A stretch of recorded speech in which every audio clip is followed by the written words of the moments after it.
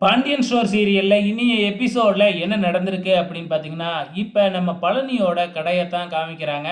கடையில குமாரும், இந்த சோனியாவும் தான் இருக்கு.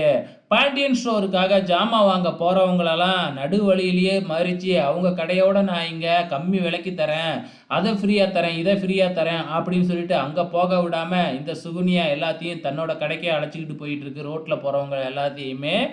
இதெல்லாம் பார்க்குற பழனிக்கு இது சுத்தமா புடிக்கவே இல்ல. நியாயமா தான் வியாபாரம் பண்ணணும். இப்படிலாம் அநியாயமா வியாபாரம் பண்ண நான் சம்மதிக்க மாட்டேன் அப்படின்னு திட்டிக்கிட்டு இருக்கிறாப்புல. ஆனா இந்த சுகன்யா அத பத்திலாம் கவலைப்படுறதா இல்ல. நீ என்னன்னா சொல்லிட்டு போ. நான் பண்றத தான் பண்ணுவேன் அப்படிங்கிற மாதிரி சொல்லிக்கிட்டு இருக்கு. இந்த பக்கம் வேலை முடிஞ்சுட்டு மீனாவும், நம்ம செந்திலும் டயர்டா வராங்க.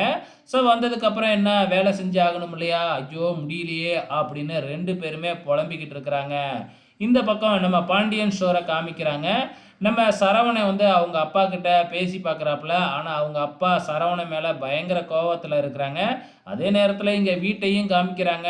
வீட்ல நம்ம தங்கமயிலு வந்து என்ன செய்யறதுன்னே தெரியாம, போய் தன்னோட ரூம்ல உட்காந்து அழுதுகிட்டே இருக்கு. பண்றதெல்லாம் பண்ணிப்புட்டு, இப்ப வந்து பார்த்தீங்கன்னா, சரவணன் மேல பழிய தூக்கி போட்டுக்கிட்டு உட்காந்துக்கிட்டு இருக்கு. சரவணன் கொடுமைப்படுத்துற மாதிரி ப்ரொஜெக்ட் பண்ணிக்கிட்டு இருக்கு இந்த தங்கமயிலு. அதெல்லாம் தெரியாம சரவணன பிடிச்சு திட்டிக்கிட்டு இருக்கிறாங்க. ஒரு பக்கம் பாண்டியனும், ஒரு பக்கம் கோமதியும்.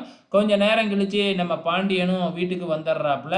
வந்ததுக்கு அப்புறம் தான் வந்து பார்த்தீங்கன்னா, கடையில ஏதாச்சும் சண்டை நடந்துச்சா? தங்கமயிலு ரொம்ப அழுதுகிட்டே இருக்கு அப்படிங்கிற மாதிரி சொல்ல, அதுக்கப்புறம் பாண்டியன் நடந்த விஷயத்த எல்லாமே கோமதி கிட்ட சொல்ல, அதுக்கப்புறம் சரவணன்ட்ட போய் நம்ம கோமதி மறுபடியும் புத்திமதி சொல்லி, அதுக்கப்புறம் ரூமுக்குள்ள உட்காந்துருக்கிற நம்ம தங்கமயில சாப்பிடுறதுக்காக வெளியில அழைச்சிட்டு வராங்க. அதுவும் தயங்கி தயங்கி வெளியே வந்துக்கிட்டே இருக்கு. எப்போ இவரு உண்மைய சொல்லப் போறாரோ அப்படின்னு சொல்லிட்டு. கண்டிப்பா நாளைக்கு சொல்லத்தான் போறாரு. பொறுத்திருந்து பாருங்க.